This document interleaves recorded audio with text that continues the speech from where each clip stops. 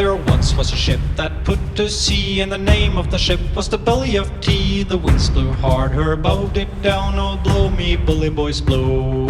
Soon may... What's up, everybody? Sorry about that. Every time I get this box out, it makes me think of sea shanties, and I just got caught up in the moment. I was just listening along. I apologize.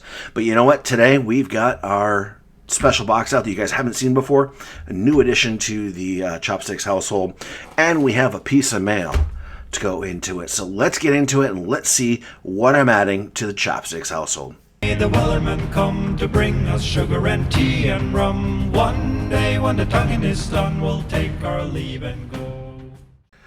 Alright, as you saw for that introduction, this is going to be working on what I consider a typeset for the El Cazador. The El Cazador, for a little bit of historical information, was a ship that was sailing from Mexico to the Spanish-held colonial areas of the United States.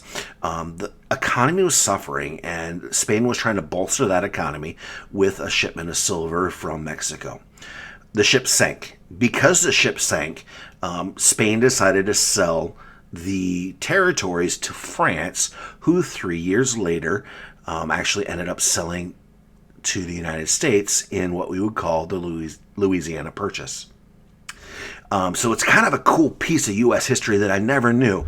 If this stuff hadn't sunk, who knows what would have happened. The economy could have been bolstered, and history would be forever irrevocably changed. So really cool piece of history. I didn't know that, but I enjoy the silver. So, you know, I had my first piece of reals. I bought this about 3 years ago, so when I first started stacking, because it was pirate treasure. But it's really, you can tell by the condition, really rough shade. Very, very, very rough on the details. But it is NGC certified, and that's the only way that I would buy El Cazador reals. So I'm going to set that one aside and show you my box really quick. Just picked this up, and this box, I'm actually going to be building in it a typeset of reals. So you can actually see I have another 8 real here in the center, and it is nearly impossible to get out. So here we go. Much better shape, much finer details on this, especially on that reverse. So a really nice coin, and this is an 8 real, and it comes from the Mexico Mint. The mint mark is actually on the reverse there. But I wanted to put together a set, and in this set you've got a half real, a 1 real, a 2 real, a 4 real, and of course the centerpiece is the 8 real. So there are 5 different reals that could be in this set. And actually I picked this up recently off of a gentleman that I know from Facebook and now know on Instagram. And I'm going to post his information from Instagram in the links below, because you want to follow this guy. He has great pieces of real history, especially 8 reals. He's got all of them, so give him a look if you're into this type of thing. So I made this purchase, and I want to show it off to you, and then I want to add it into my typeset. So what I purchased from him recently, and again, this is getting away from my principles of melt, but you can't get truly historical coins for melt, is this coin right here. It's one of the missing pieces of my typeset. So let me get it out of its little baggie here and show you this. And honestly, I'm just gobstruck at this coin. What we have here is a 2 real from the El Cazador, again, NGC certified. And just look at the condition of that coin. Look at the toning on that coin. It is such a gorgeous piece. And again, this specific coin could have changed the history of the United States of America. But because it sank, things are the way they are now. Just a beautiful piece, and you know what? I am so glad to have it.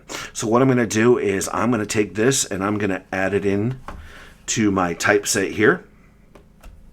So now we've got our 2 real and our 8 real in better condition. We've got this little 8 sitting here, but I'm just going to keep that for memento's sake, that we're putting together into a typeset. So we got 3 more coins to go to fill it up. The most expensive one that I'm going to probably run into is the 4 real. So that might take me a while. So I'm going to work on the half real and the 1 real for now and put together a full set, because you don't see too many of these very often of reals. So If you're ever interested, look up the history of El Cazador.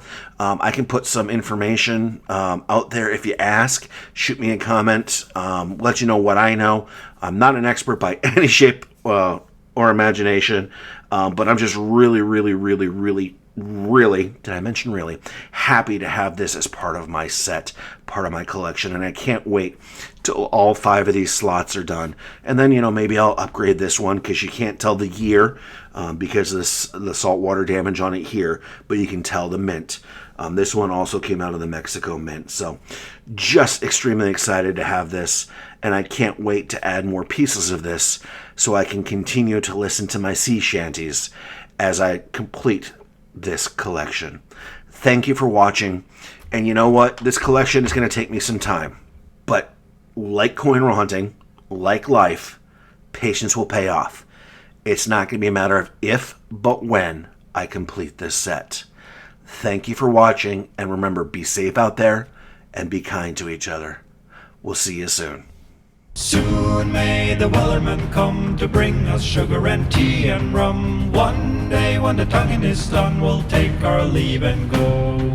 She had not been 2 weeks from shore when down on her a right whale bore. The captain called all hands and swore he'd take that whale in tow.